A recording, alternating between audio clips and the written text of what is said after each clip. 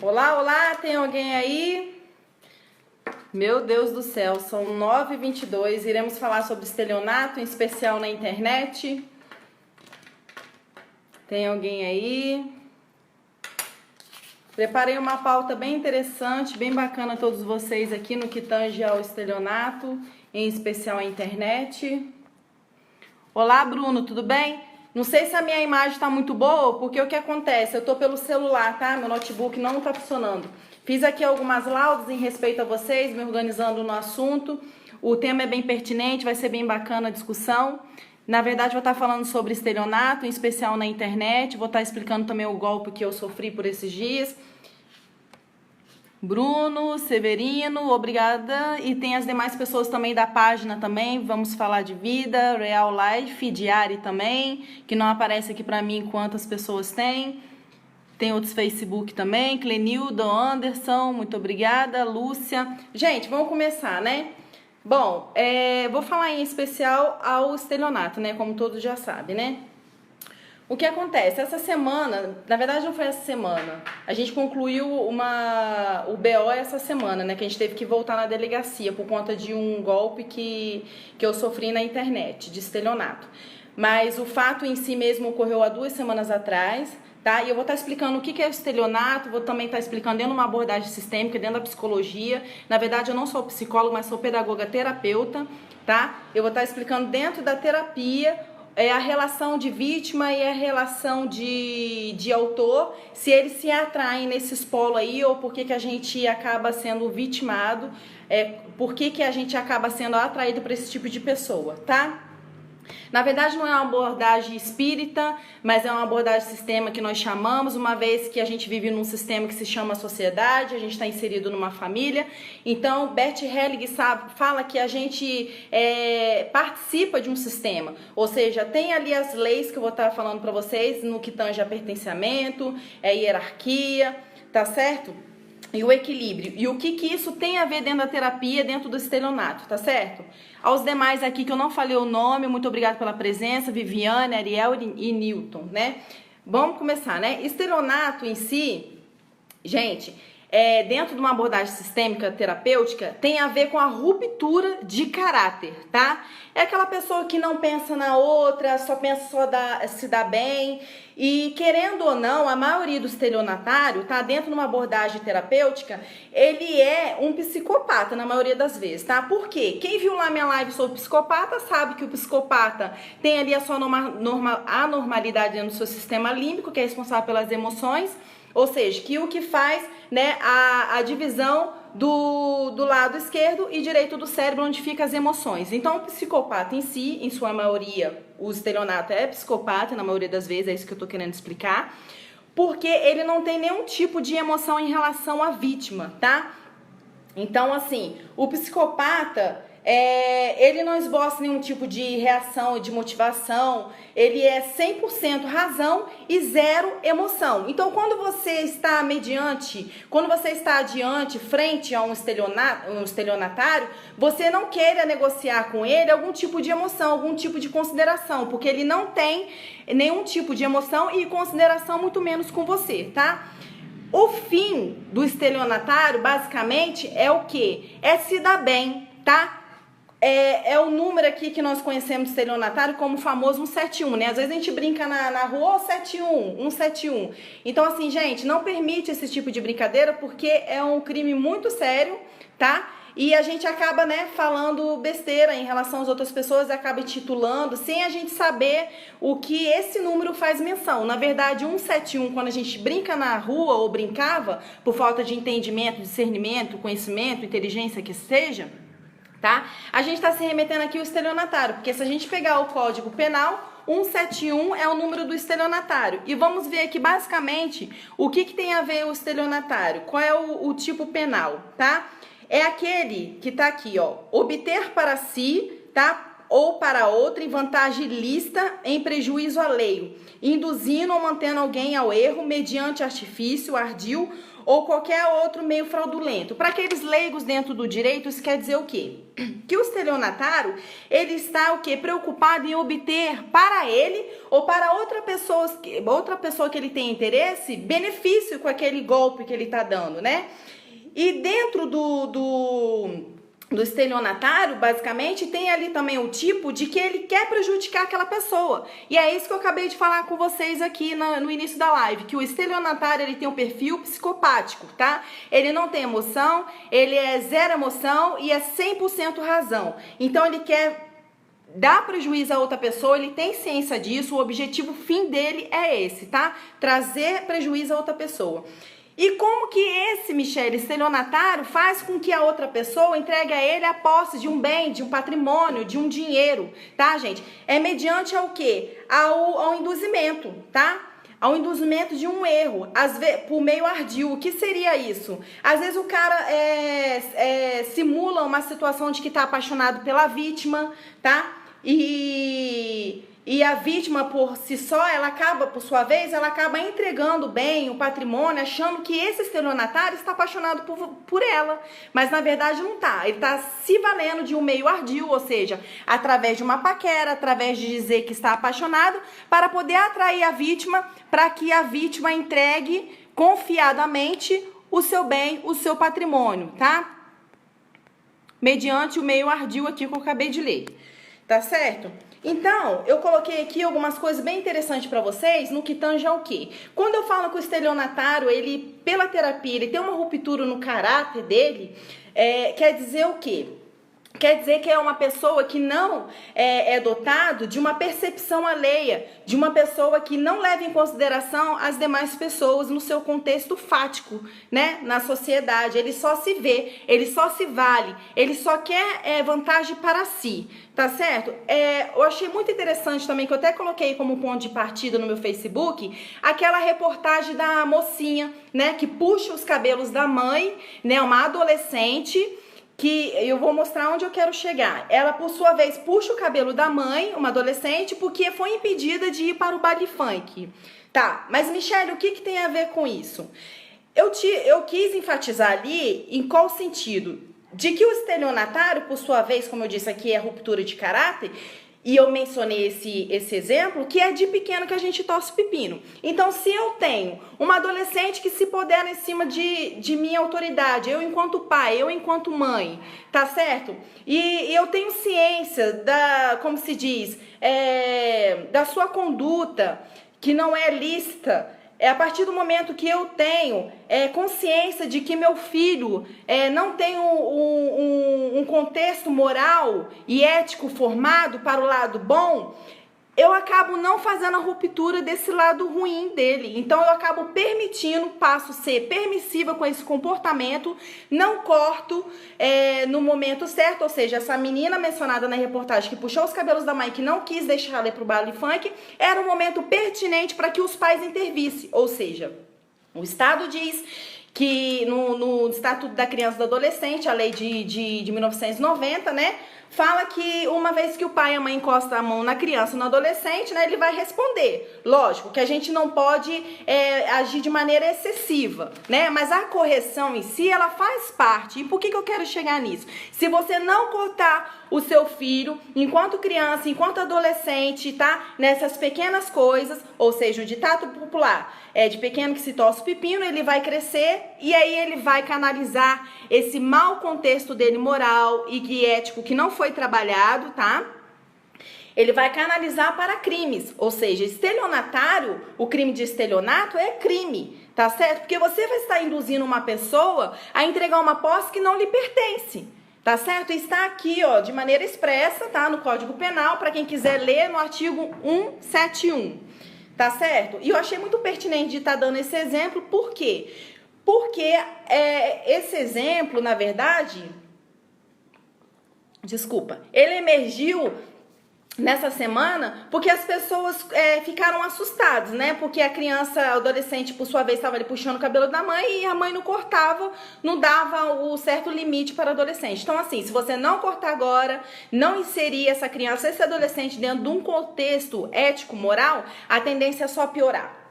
Tá? Quando Bert Helling, dentro da abordagem sistêmica agora que eu tô falando, quando Bert Helling fala das leis do amor, quando ele traz ali pra gente o pertencimento, a hierarquia, o equilíbrio, ele quer dizer o quê? Vamos chamar para o pertencimento, ou seja, vamos chamar todos da família que fazem parte, ou seja, Bruna tem voz na família, papai e mamãe tem voz na família, mas é muito importante saber a hierarquia. Qual é a ordem de chegada? A ordem de chegada é que papai e mamãe chegou primeiro e depois chegou Bruna por sua vez, que é filha, tá? Ela deve obedecer um sistema de regra, um contexto fático, dentro de um contexto fático, as regras, as normas, para que quando ela for para a sociedade, tá certo?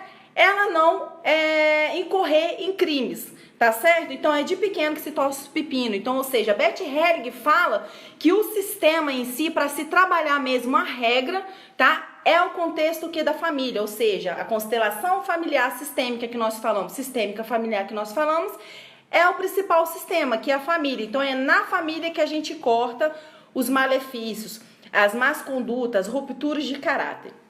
Mas, Michele, quando a gente fala de um psicopata, de um filho psicopata, que só quer só se dar bem, ele já foi diagnosticado como psicopata, o menino não para, o menino faz isso, o menino faz aquilo, o menino só quer o mal.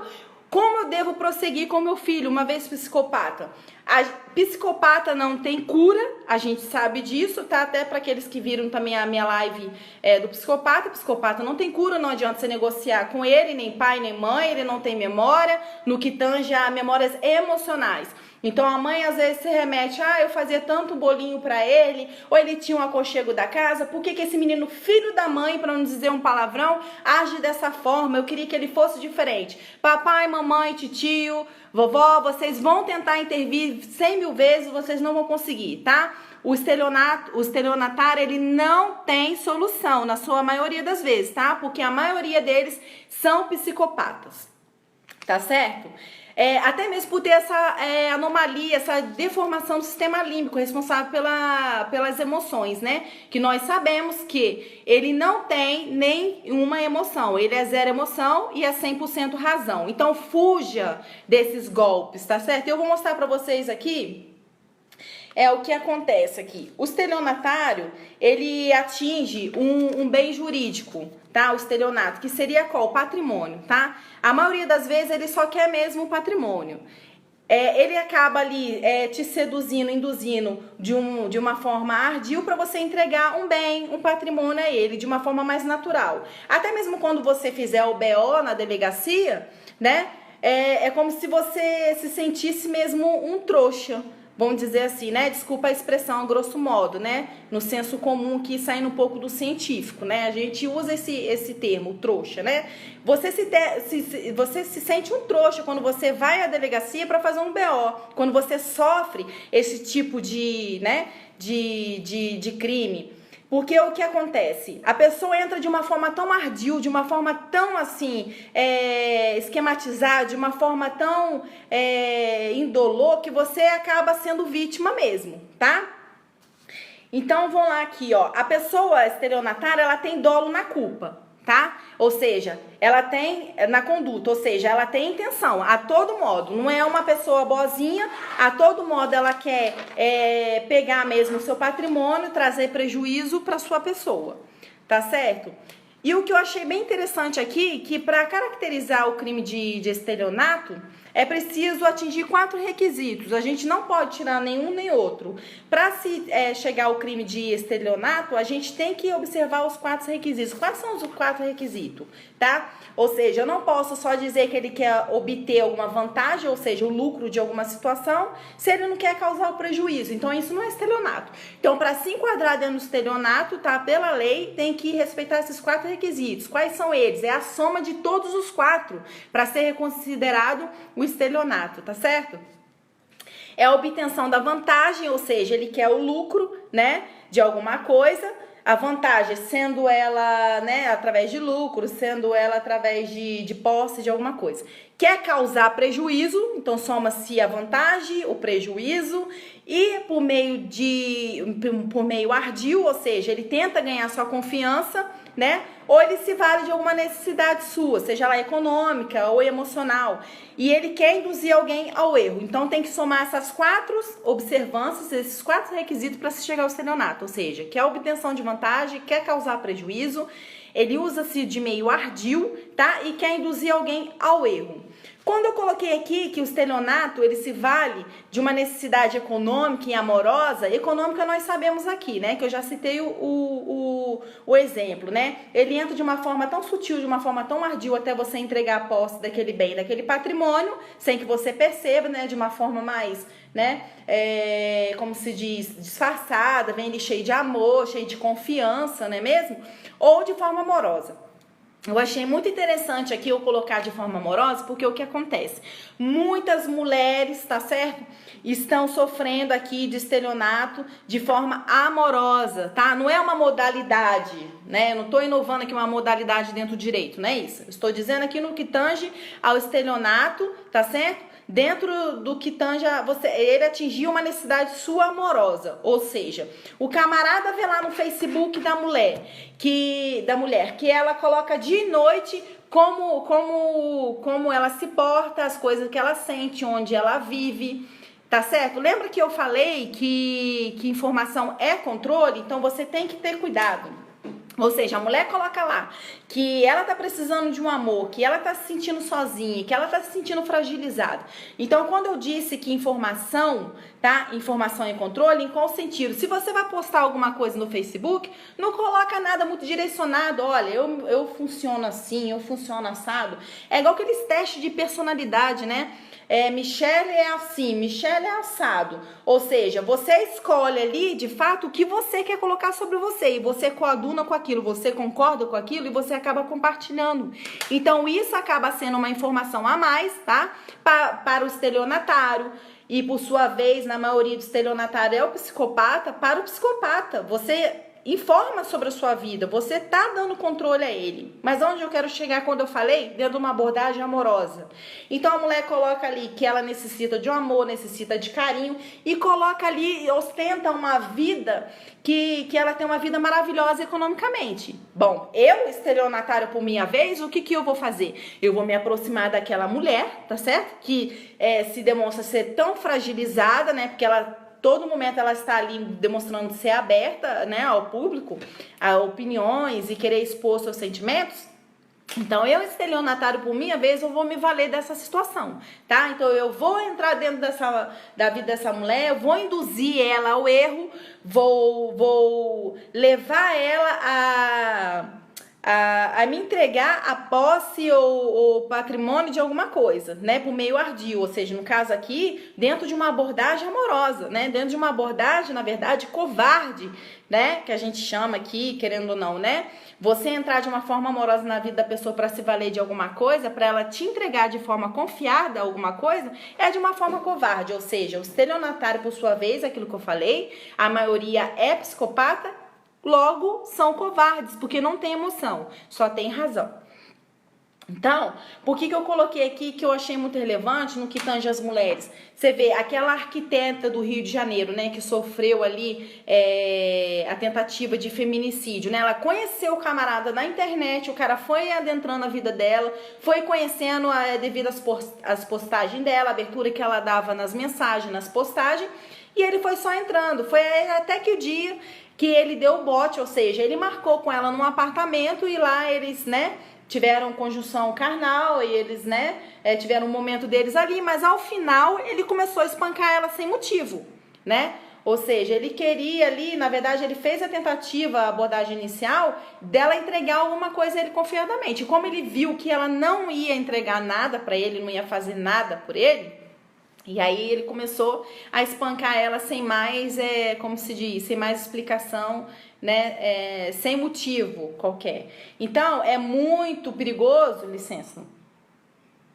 que você entra dentro de um sistema desse e para você se defender, para você sair disso, é muito complicado. Imagina você colocando ainda mais um cidadão desse dentro da sua casa até você conseguir tirá-lo, né? Porque o psicopata, que é a maioria dos estelionatários que eu falei aqui que são psicopatas, o que acontece? Eles são ardis, eles são articulados, eles são inteligentes, então eles vão entrando dentro da vida, dentro do contexto da pessoa de uma forma tão meticulosa, de uma forma tão envolvente, que a pessoa não consegue se desprender daquilo de uma hora para outra, tá certo? Então tem que ter cuidado com isso.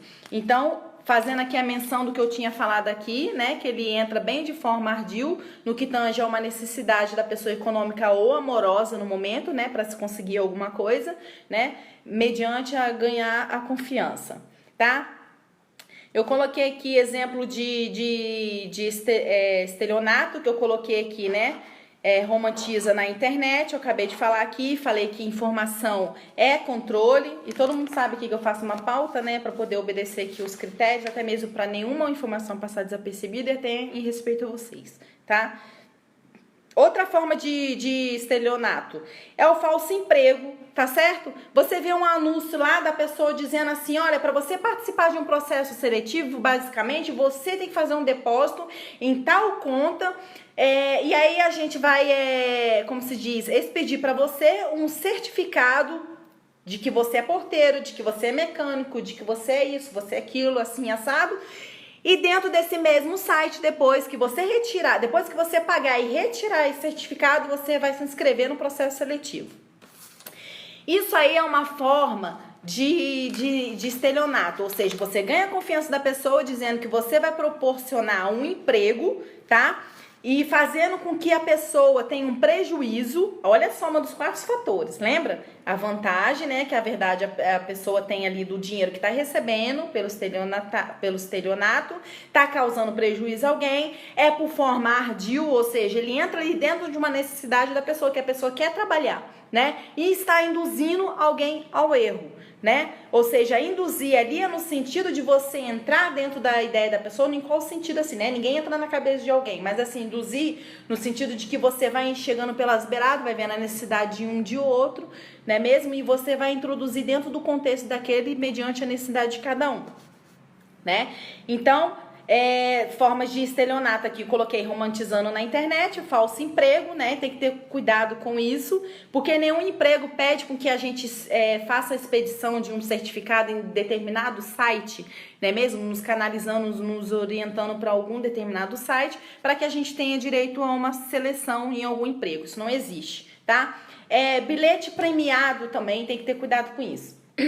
E eu coloquei aqui muito interessante no novo golpe agora, que é inclusive o que eu sofri aqui dentro de casa, tá certo? É da OLX, tá certo? Prestem atenção nisso.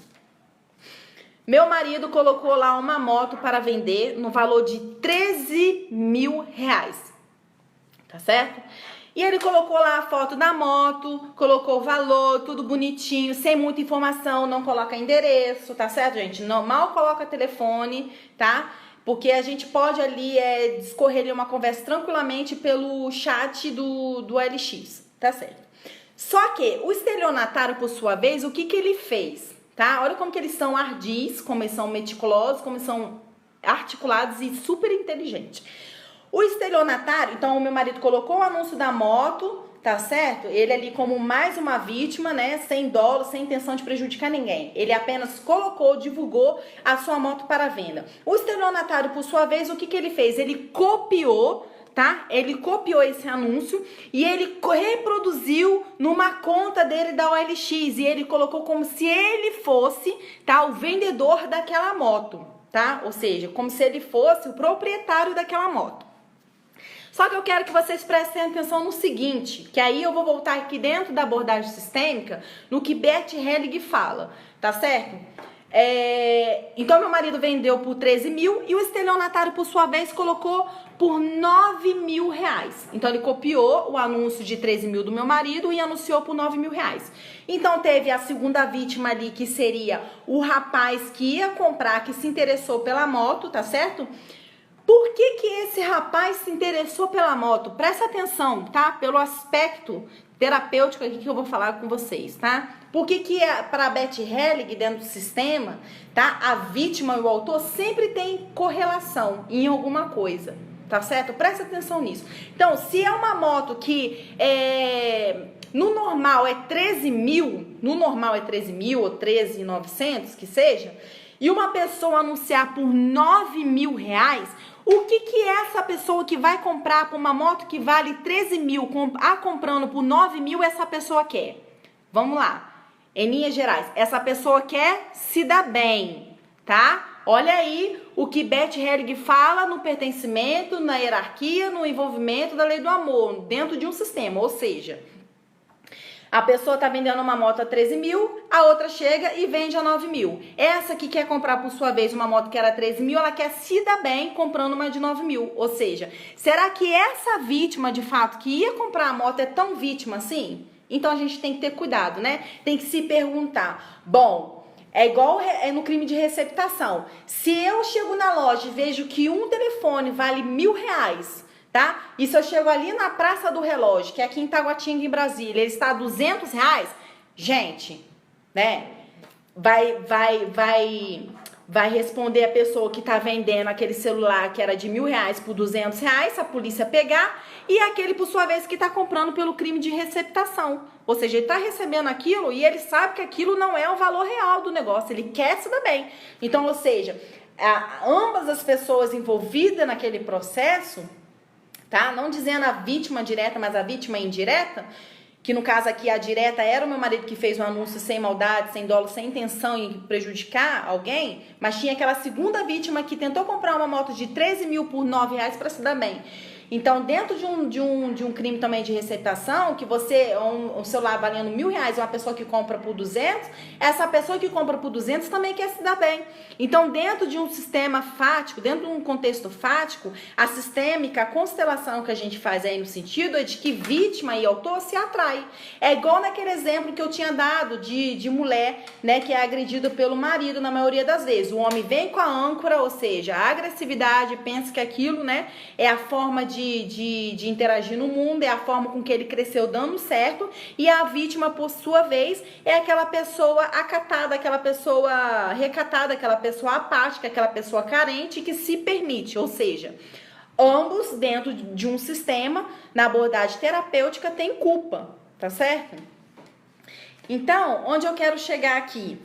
Voltando ao anúncio do OLX, então ele vendeu a moto por 13 mil, o estelionatário queria vender a 9 mil e aquela terceira pessoa, né, foi falar com o estelionatário com coisa que era ele o real proprietário da moto. Então, esse terceiro que estava intermediando a venda como estelionatário, né, disfarçado de como proprietário, e essa pessoa que quis comprar a moto já ia depositando na conta desse estelionatário. Então, quando esse estelionatário ligava para o meu marido, dizia o seguinte: bom, a pessoa vai fazer o depósito na sua conta, falando com ele, e eu vou mandar alguém para poder pegar a moto. Só que quem ia pegar a moto de fato era a segunda vítima, né, que já ia depositar na conta do estelionatário para poder pegar a moto com o meu marido, que na verdade ele ia ser o auto prejudicado. Então, assim, a gente ter cuidado, porque o estelionato, ele vem sempre numa modalidade mais nova, mais inovada. Enquanto a gente acha que o bandido, né, aquela pessoa delinquente, aquela que quer infringir a lei, que ela está dormindo, a gente acha, mas não. Eles estão se inovando a cada dia. Ou seja, enquanto alguma modalidade é aqui romantizando na internet, outro agens por meios aqui induzindo a pessoas em falsos empregos, dizendo que a pessoa tem que depositar certa quantia para expedir certo certificado, para fazer parte daquele processo seletivo. Já outros estão inovando dentro do OLX, então eles vão inovando dentro de modalidades diferentes, para que venha atingindo públicos diferentes, ou seja, são pessoas diferentes ali, nem todo mundo conhece, né, o crime de estelionato, como funciona, até pode entender no sentido de ouvir, né, mas de conhecer de fato, não conhece. Então, achei muito pertinente estar falando isso. Então, dentro desse problema aqui que a gente sofreu, dentro desse anúncio do OLX, eu observei algumas coisas, tá? Enquanto esse camarada que copiou o anúncio do meu marido, que estava por R$13, e ele estava tentando se passar pelo proprietário para atingir uma outra pessoa para que fizesse o depósito para ele, tá? Eu fui observando algumas coisas na dinâmica, que aí é muito importante vocês observarem. Na maioria das vezes eu coloquei aqui, perdão, o bandido, o delinquente, aquele que infringe a lei, na maioria das vezes ele escreve errado. Michelle, está sendo preconceituosa. Então todo mundo que escreve errado é bandido, é delinquente, é periculoso. Não é isso que eu estou querendo dizer. O que eu estou querendo dizer é, uma coisa é variação linguística, tá certo? Aqui no Rio de Janeiro a gente fala de um jeito, lá no norte a gente fala do outro, em Brasília a gente fala do outro. Variações linguísticas não tem nada a ver em falar bem, escorrer bem, escrever bem, tá certo? São coisas assim grosseiras que eu tô querendo dizer, tá certo? Por exemplo, você escrever, vamos supor que é a mesma coisa que você escrever pão, tá certo? Pão com P-A-N, todo mundo sabe, né? Aqueles que escrevem, sabem? Aqueles que detêm a técnica de ler e escrever, sabe que pão é P-A-T-I-O, tá certo? Só que aqueles que infringem a lei, na maioria das vezes, eles não tiveram oportunidade de estar numa escola e já infringem a lei já há muito tempo. É uma pessoa desinteressada para o estudo. Então eu observei que eles escrevem errado. Em qual sentido? Fora da forma convencional. Se comunicar, se comunica, porque se a gente lê, a gente consegue ler e interpretar o que eles querem dizer. Mas não escreve de uma forma convencional, ou seja, dentro do contexto daquilo que a gente espera de um cara, né, que está mediando uma venda, tá certo? Entenderam o que eu quero dizer, né? Eu achei muito interessante aqui também que quando a gente foi fazer o BO na delegacia, tá certo? A gente viu ali na correria, né? Porque a polícia tem muita coisa para se fazer e é muito estresse no dia a dia, tá? É para vocês observarem. No BO ali eu observei que tem a divisão ali tem caracterizado ali o tipo de crime e tem o rol ali, tem os dados da vítima, das vítimas, na verdade, que ali foram duas, né? Que foi meu marido e aquele que ia depositar. Tá certo? Que o estelionatário era o terceiro que estava intermediando a venda. Tá certo? Então, eu olhei ali no BO que não tinha todos os dados de todas as vítimas, ou seja, tinha os dados completos do meu marido, tais como endereço, telefone. Gente, tô com muita sede. Desculpa. Endereço, telefone. Já da outra vítima, daquele que ia fazer o depósito, tinha os dados dele pela metade. Então, de vocês observarem, tinha ali apenas só o nome dele todo, do pai, da mãe, tá certo?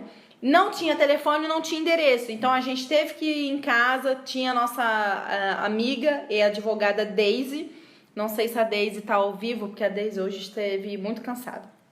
Então, enfim, ela falou, Michelle, ela olhou uma coisa que eu nem tinha observado, eu tava tão nervosa, ela falou, olha, é melhor a gente voltar lá para poder adicionar esses dados. Tá vendo aqui, olha, essa outra parte não tem os dados dele completo, porque se a gente precisar intimar alguma coisa, precisar recorrer, para a gente também ter acesso do endereço do outro. Então, a gente observar isso, que enquanto a gente estiver falando com o estelionatário, ele tá falando errado, na sua maioria das vezes, observar como ele infere e insere esse contexto fático dentro das mensagens, tá certo? Se ele está, como se diz, induzindo demais, se ele está correndo muito atrás, tá certo? Se ele está de uma forma agressiva, atrás de dinheiro, quer e por que quer o depósito. Então, essas coisas vocês têm que observar, tá certo? E olhar, por sua vez, o BO ali, como eu tinha falado, porque se a gente precisar intimar a outra parte ou tiver que procurar a outra vítima para se falar sobre isso lá na frente, se der problema,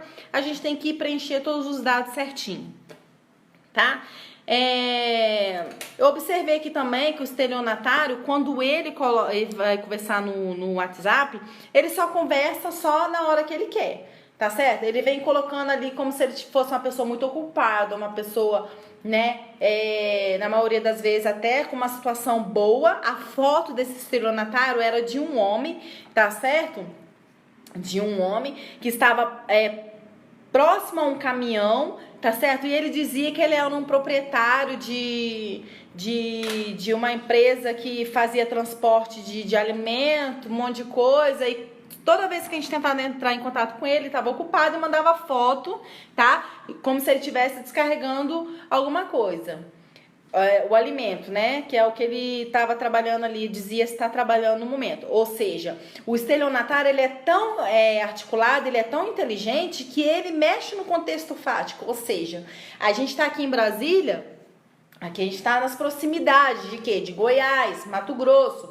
E o que se fala mais aqui de pessoas de bem situação no que tange a pessoas que têm terras, pessoas que têm gado, pessoas que transportam algodão, que transportam alimentos, né? São pessoas que têm dinheiro direcionado a cavalos, a bois, a maquinários, ou seja, ele inseriu dentro de um contexto fático, ou seja, uma vez que ele está falando com uma pessoa direcionada de Brasília, ele inseriu esse contexto fático de quê? De que ele é um cara, né, que tem muito dinheiro e que ele mexe com o transporte de alimento. Então aí já passa uma segurança para você de que você está conversando com alguém que tem ali alguma condição, né, de começar uma conversa e você sabe que ali vai rolar uma venda, tá? Então ele induz ali já na sua foto no WhatsApp.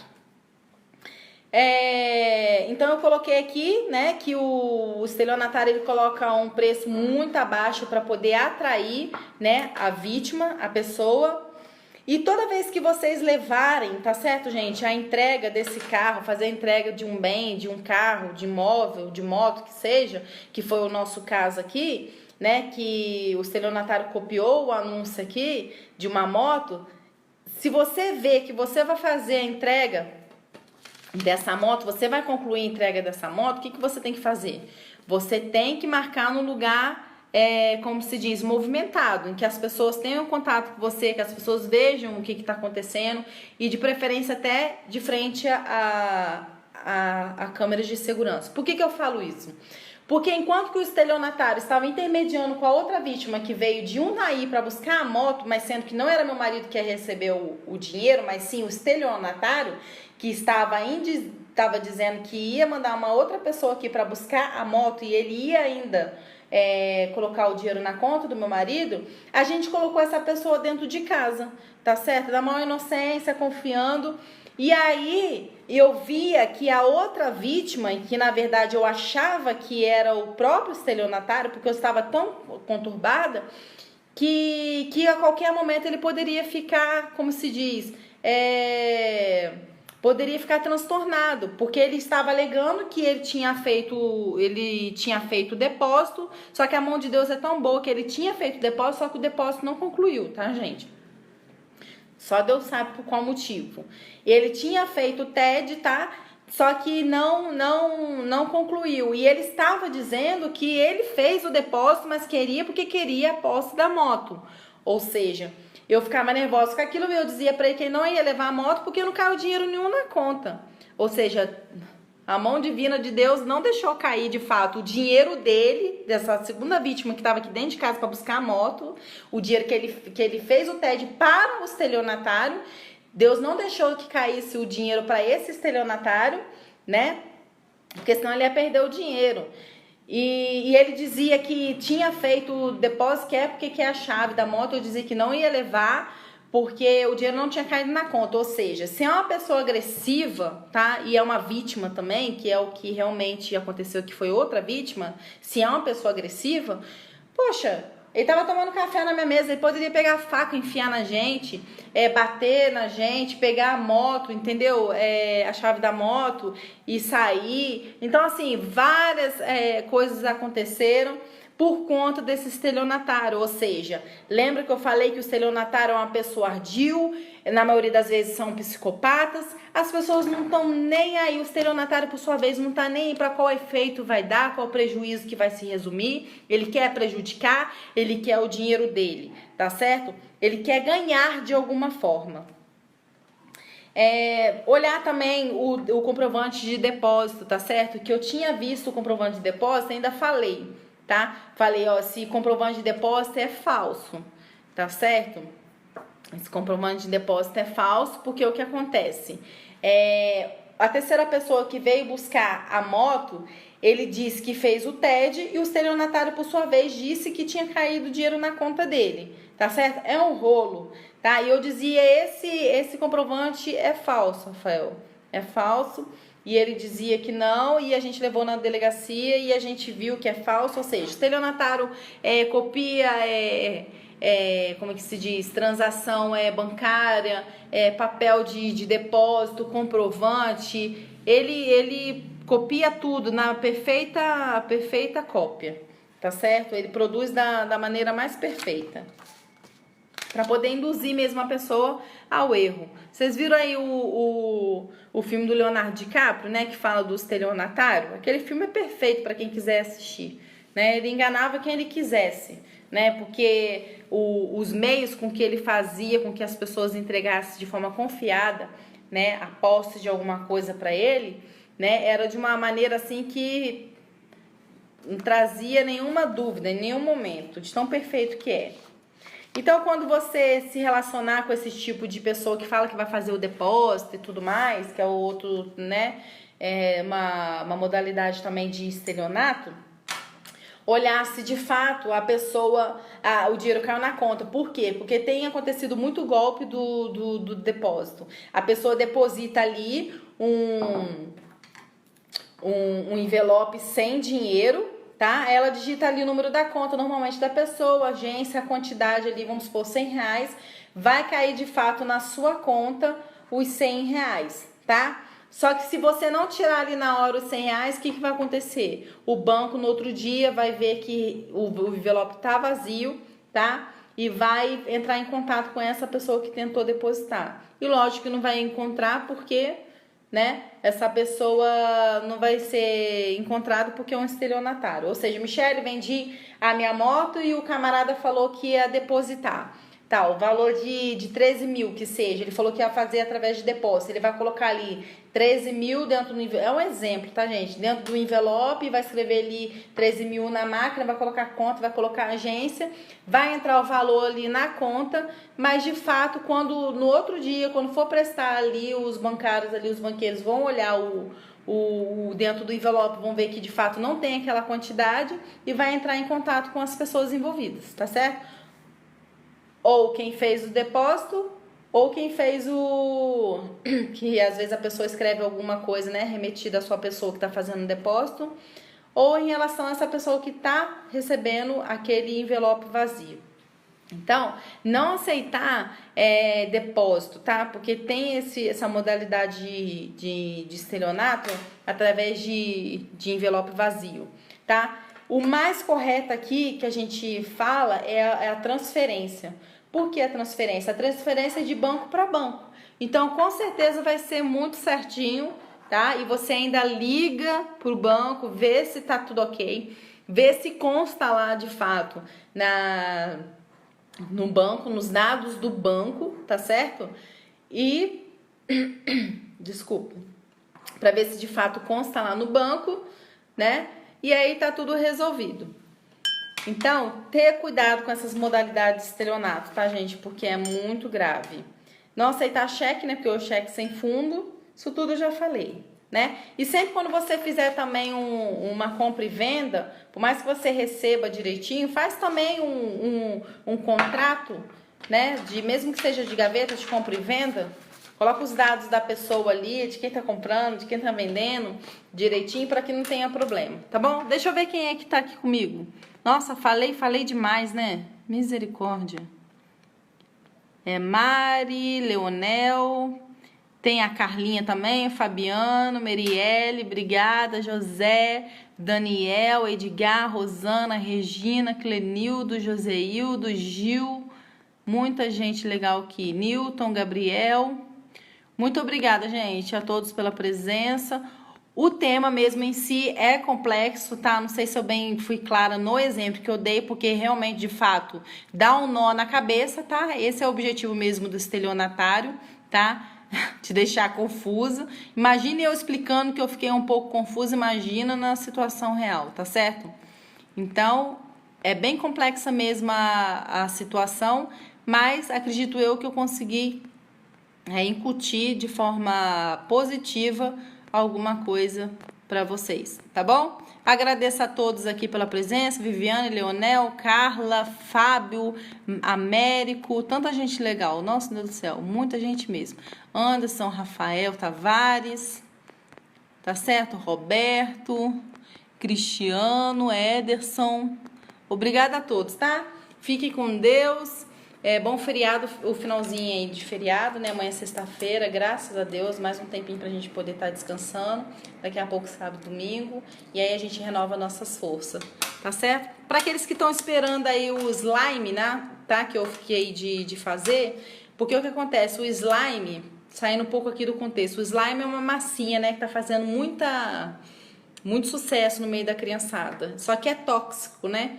Porque é industrializada, aquela coisa toda. Só que tem um meio mais tóxico ainda, é aquele que é feito em casa, tá certo? Porque tem que colocar cola de sapateiro, as criançadas têm se queimado, é uma coisa muito, né, tem dado problema. E tem aquelas crianças pequenas que vão brincar com as crianças maiores e levam até a boca. Esse slime tem queimado a boca, então não é uma coisa saudável. E aí eu vou estar ensinando, de fato, uma massinha, tá? Feita somente com materiais comestíveis. Aí você pode estar substituindo numa festinha, em família, na brincadeira com a criançada em casa.